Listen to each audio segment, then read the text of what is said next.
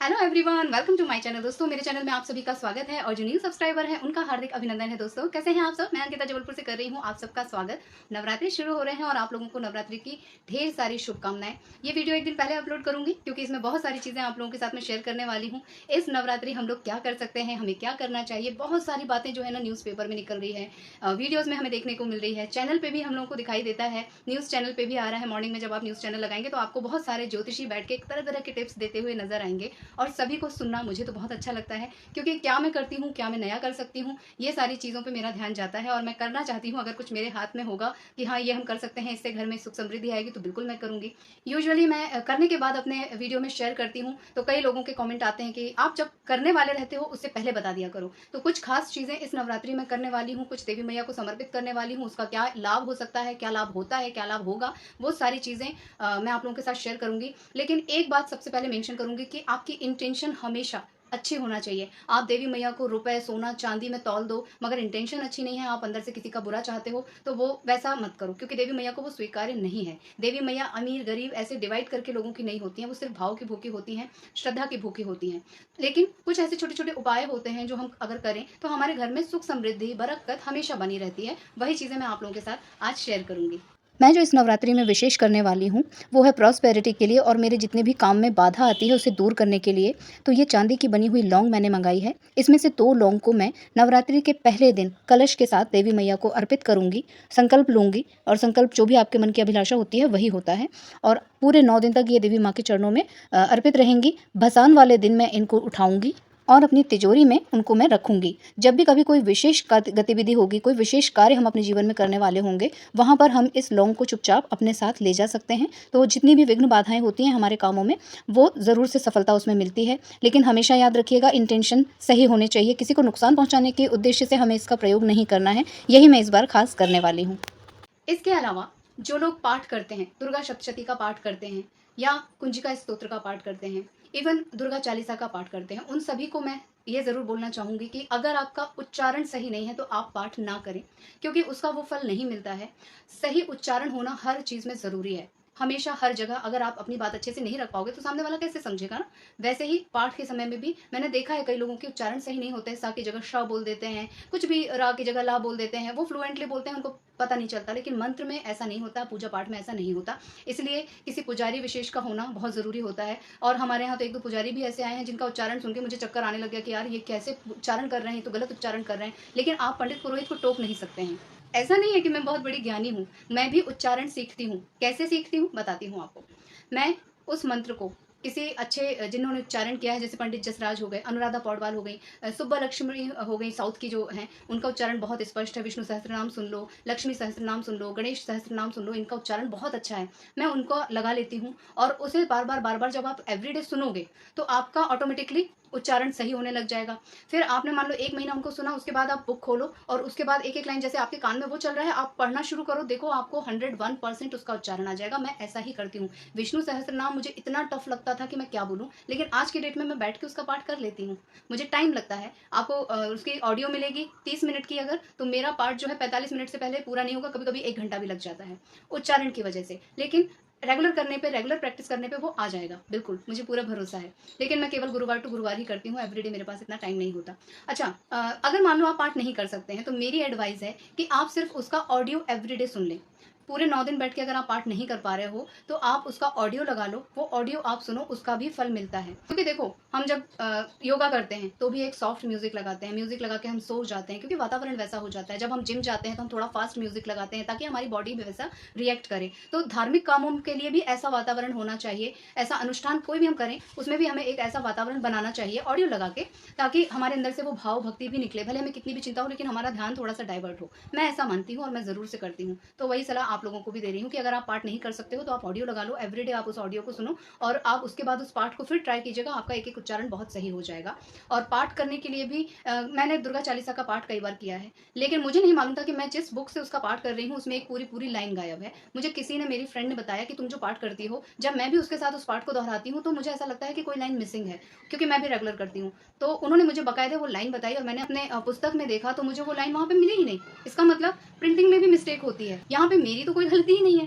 तो बेस्ट है कि आप जो है गीता प्रेस गोरखपुर की जो पुस्तक आती हैं उन्हीं को इस्तेमाल करें, चाहे वो 40 पाठ के लिए हो, चाहे दुर्गा सप्तशती हो, चाहे कोई भी आप पाठ करते हो, कुंजिका स्तोत्र हो, कुछ भी, कनकधारा स्तोत्र, आप उसी को इस्तेमाल कीजिए। अच्छा, जिन लोगों को पूजा पाठ के विधि विधान नहीं आते हैं कि हम शुरू में क्या करें, कलश स्थापना करें कि क्या करें, कि वो नवग्रह बनाए कि क्या करें, तो उन लोगों के लिए बेहतर है कि वो गीता प्रेस की किताब जरूर खरीदे, क्योंकि उसमें सबसे पहले सूची दी रहती है कि पूजा में आपको क्या क्या सामग्री चाहिए, फिर स्टेप बाय स्टेप आपको सारी चीजें दी रहती है। तो मुझे वो सच में बहुत अच्छी लगती है और मैंने वही मंगाई है। तो ये मेरी सेकंड सलाह हो गई आप लोगों के लिए। और इसके अलावा बाकी हम लोग तो जो है कलश स्थापना करते ही करते हैं, ज़रूर से करना चाहिए, भले आपको आए ना आए, पंडित पुरोहित आए ना आए। आपको जो है स्टील के बर्तन इस्तेमाल नहीं करना है पूजा में, किसी भी पूजा में स्टील के बर्तन इस्तेमाल नहीं करना चाहिए, क्योंकि स्टील को ना धातु में शामिल नहीं किया गया है। आप तांबा ले लीजिए, कांसा ले लीजिए, पीतल ले लीजिए, पीतल का भी चलेगा, और अगर पीतल वगैरह ना मिले तो आप मिट्टी का ले लीजिए। मिट्टी का सबसे अच्छा होता है कि आपने 9 दिन उसमें रखा और उसके बाद उसे भी विसर्जित कर दिया। तो कलश स्थापना जरूर करना है उसमें। अगर आपको नहीं आता है, नहीं पूरे प्रॉपर तरीके से आप कर पाते हो, तो उसमें अक्षत, चंदन, इत्र, दूर्वा, ये सारी चीज़ें डालो, एक सिक्का डाल दो, एक सूत डाल दो, ये सारी चीज़ें डालो, एक छोटी सी सुपारी डाल दो। ये सब कुछ करने के बाद आप उसके ऊपर आम का या अशोक का, सिर्फ यही 2 पत्ते चलते हैं इसके कलश में, आम का और अशोक का, ये 2 पत्ते इनके रख लीजिए, 5 पत्ते, और उसके ऊपर आप दीपक जला सकते हो। अगर अखंड दीप आपको वहां नहीं जलाना है तो आप नारियल रख सकते हो उसके ऊपर, लाल चुनरी में बांध के, उसके ऊपर स्वास्तिक बना के अच्छे से। और जो लोग अखंड दीपक जलाते हैं उनको तो बहुत ज़्यादा ध्यान रखना पड़ता है। हमारे यहाँ चलता है अखंड दीपक। और नवरात्रि में जो लोग नहीं जला पाते हैं वो केवल एक छोटू सा घी का दिया जलाइए, आपकी पूजा करने तक वो जलता रहे, बस हो गया। और शाम के टाइम में आप जो है कपूर के ऊपर जो पीली वाली सरसों आती है उसको ले लीजिए, और लौंग ले लीजिए, 3-4 लौंग, और इसका आप हवन करिए और पूरे घर में उसका धुआं घुमा लीजिए। तो ये आपकी नेगेटिविटी को, वायरस को, इस तरह की चीज़ों को दूर करता है।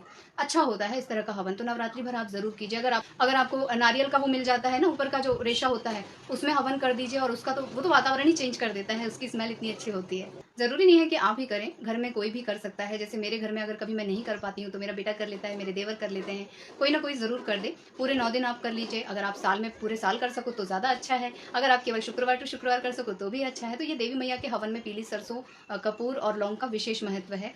तो आप इसको अगर ध्यान में रख के करते हो तो ज़रूर से आपको सुख समृद्धि लाभ मिलेगा। इसके अलावा अगर नवरात्रि के दिन से आप शुरू करो, आपकी जो चौखट है, मेन डोर है, उसके ऊपर जो कुमकुम होता है रेड कलर का, उस कुमकुम को घोल के 9 जो है छोटे छोटे डॉट्स बनाने हैं। जैसे हम बंधनवार लगाते हैं ऊपर की तरफ, बिल्कुल वैसे ही आपको दहरी पे, ऊपर की दहरी पे 9 डॉट्स लगाने हैं। इससे आपकी प्रॉस्पेरिटी बढ़ती है। मैं एवरी फ्राइडे करती हूँ और चेंजेस तो मैंने देखे हैं लाइफ में, तभी मैं कुछ चीज़ें आप लोगों के साथ शेयर करती हूँ। तो यही सारी चीज़ें मैं करने वाली हूँ। कुछ चीज़ें और नई दुकान में आती हैं जिनके बारे में मैंने कभी सुना नहीं है, कभी मतलब मुझे कभी इससे पहले कोई जानकारी नहीं है, तो और भी चीज़ें मुझे पता चलती जाती हैं। लेकिन किसका कितना असर पड़ता है ये डिपेंड करता है भाई, जब आप उसको करके देखोगे तभी तो आपको उसका असर पड़ेगा।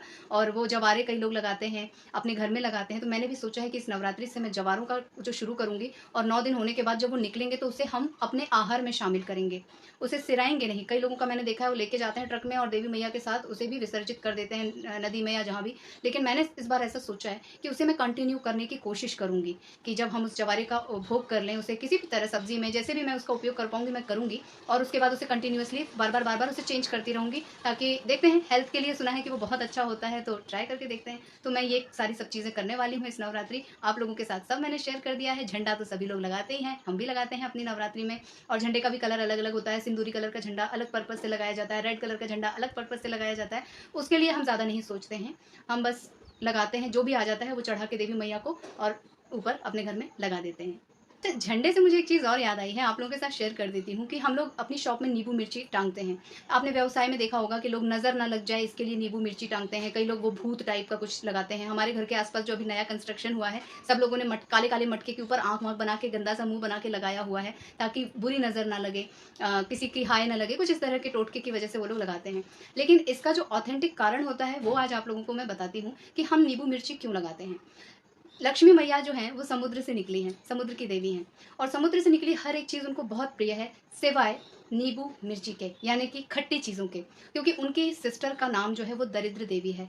लक्ष्मी मैया जहाँ प्रॉस्पेरिटी बढ़ाती हैं, दरिद्र देवी अगर आपके घर में वास करती हैं तो सब कुछ लुट जाता है और आप कंगाल हो जाते हो, कभी भी आपकी उन्नति नहीं होती, कभी सफल नहीं होते। और जहाँ लक्ष्मी मैया का वास होता है वहाँ वो नहीं होती हैं, जहाँ उनका वास होता है वहाँ लक्ष्मी मैया कभी नहीं आती। इसलिए हम लोग दीपावली से पहले खूब, क्योंकि लक्ष्मी पूजा करना है, गणपति लक्ष्मी पूजा करना है, तो उसके लिए हम लोग कितनी सफाई करते हैं, बिल्कुल कचरा हटा देते हैं, घर की खूब साफ सफाई करते हैं, गंदगी बिल्कुल ना रहे, कहीं पे भी कुछ डम ना रहे, सब एकदम साफ सुथरा रहे, चमचम चमकता रहे, ताकि हमारे घर में सुख समृद्धि आए। तो नींबू मिर्ची जो है वो घर के बाहर टांग दिया जाता है। ऐसी मान्यता है कि जो दरिद्रता देवी हैं, जैसे लक्ष्मी मैया सभी के घर आती हैं, वैसे दरिद्रता देवी भी घूमती हैं। अगर उनको बाहर ही वो नींबू मिर्ची मिल जाए या बाहर ही उनको इस तरह का कुछ गंदा देखने को मिल जाए जो हम अपने घर के बाहर नज़र दोष के लिए लगा देते हैं, तो वो उसी में संतुष्ट होकर वहीं के वहीं वापस चली जाती हैं, क्योंकि उनको खट्टा बहुत पसंद है। और जब वो आपके घर में कुछ ऐसा गंदा अजीब सा जो आंखों को चुभ रहा है, जिसको देख के आपका मुंह ऐसे बन जा रहा है, ऐसी चीज़ को देखती हैं तो उनको संतोष होता है कि हाँ, इस घर में मेरी ज़रूरत नहीं है, क्योंकि बाहर तक इसका मुझे दिख रहा है। ये डिफरेंस होता है। और ये चीज़ सुनने के बाद तो मुझे भी बड़ा आश्चर्य हुआ था कि अच्छा ऐसा होता है क्या? तो जिन्होंने बताया है भाई वो तो बहुत ज्ञानी है और उन्होंने बिल्कुल सही बताया है, ऐसा मैं विश्वास करती हूँ कि लक्ष्मी मैया की बहन है, ये तो मैं जानती थी। लेकिन बाहर जो नींबू मिर्ची लगाते हैं या इस तरह के कुछ गंदे अभद्र चीज़ लगाते हैं ताकि हमारे घर में कोई नज़र दोष ना हो, कुछ इस तरह की चीज़ टोटके वगैरह ना हो, उसका रीज़न यही है कि वो दरिद्रता की देवी इतनी पावरफुल है कि अगर वो चाहें, अगर आपके घर के बाहर इस तरह की चीज़ ना हो तो वो आपके घर में एक बार प्रवेश कर सकती हैं। लेकिन अगर उनको बाहर ही वो चीज़ मिल जाती है तो वो वहीं के वहीं लौट जाती हैं। सो ये सारी चीज़ें मुझे पता थी, आज आप लोगों के साथ मैंने शेयर कर दी है। वीडियो लंबा हो जाएगा इसलिए इसे यहीं पे एंड कर ले रही हूँ। आप लोगों से ले लेती हूँ विदा। मिलूंगी अपने नेक्स्ट वीडियो में, लेकिन जाने से पहले आप लोगों से रिक्वेस्ट करूंगी कि आप लोगों में से जो लोग नए हैं प्लीज़ मेरे चैनल को सब्सक्राइब कीजिएगा, वीडियोस को लाइक कीजिएगा और अपनी फैमिली और फ्रेंड्स के साथ उसे शेयर कीजिएगा दोस्तों। और इसी तरह अपना प्यार और आशीर्वाद मुझ पर बनाए रखिएगा। अपना ख्याल रखिएगा। Bye bye.